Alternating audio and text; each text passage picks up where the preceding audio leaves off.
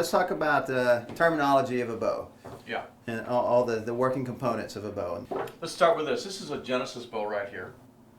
And this bow here is the bow that you'll find in thousands of schools across the United States and actually in some other countries too.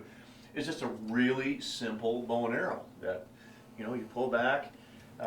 It's a single cam. You can see this is a cam. Cam just means it's not round. Okay? You can see it's kind of egg-shaped a little bit, but it's not round. Where this is round. So that's just an idler wheel.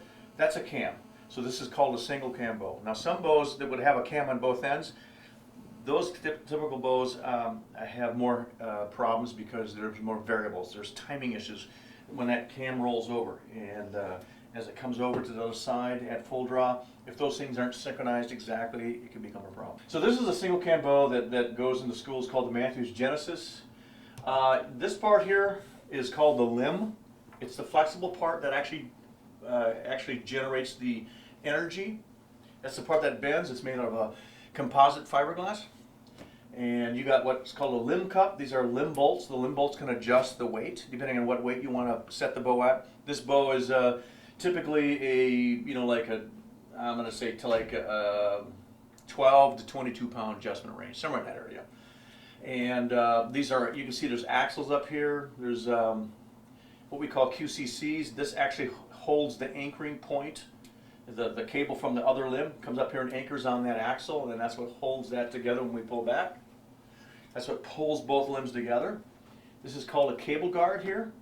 This is called the riser section. This red here is called the riser section. It's made out of metal typically, and it's what holds the limbs together. And then of course you got your grip, and you've got your arrow rest. Now there's arrow rests come into so many different styles and types. But this is called an arrow rest here.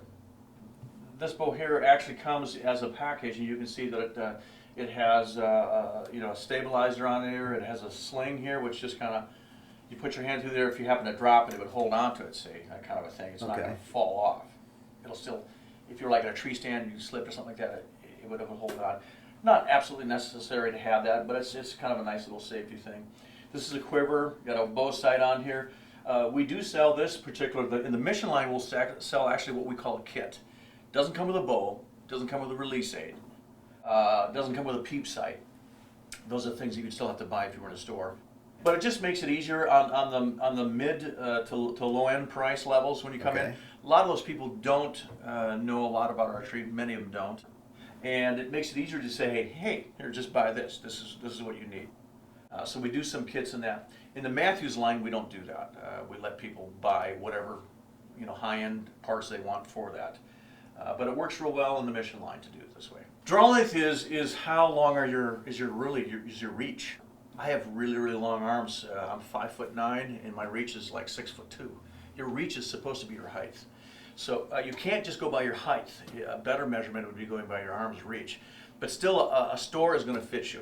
When you pull the bow back, like this one right here, okay, you want to settle in, and a dealer will be able to look at that and say, okay, that's too long or that's too short. I typically like to shoot with a little bit of a bent arm like that. Instead of straight, a little bit bent. And a lot of the pro shooters do too. They feel like it's a little more forgiving when they do it that way. That will shorten your draw slightly, but it'll probably give you better grouping. You'll probably group a little better having a little bit of a bent arm. So your draw length is, if I'm 5'9", I mean, you can imagine that a guy who's maybe 6'5" with long arms is going to have a longer arms reach. So that's draw length. But that's crucial to have that measured. Absolutely. And not just to walk in. I'm guessing that would be the number one mistake that someone could make in buying a bow. And that's why we sell to pro shops. Our thing is, hey, we want professionals setting you up. So you walk into a Mathews and Mission a shop that carries our product, they're going to know how to set you up right. Okay. They're going to get you in the right draw length, and they're going to get you in the right draw weight. Now the draw weight is how much you can pull comfortably. Many people have a tendency to just try to pull too much. I think guys are going to be able to relate with this. We like to think that we eat raw meat and swing from trees, but the reality of it is this: you've got to be able to comfortably, when you're nervous, you actually, a lot of times you lose a lot of strength when you're nervous and you're cold. Many times, especially in the upper Midwest, you're out hunting and it might be 20 degrees and you're cold. So if you're cold and bundled up and you're nervous, you really can't pull up as much weight. So a person should, my thinking for shooting, how much weight should you shoot? You should be able to slowly pull like that. Just slowly, without having to go, ugh. You should be able to hold it straight and pull it straight back, right that, like that. If you can't pull it back just nice like that, without having to go like this, Back it down. that's too much weight. You're just shooting too much weight. Pounds of pull is really overrated.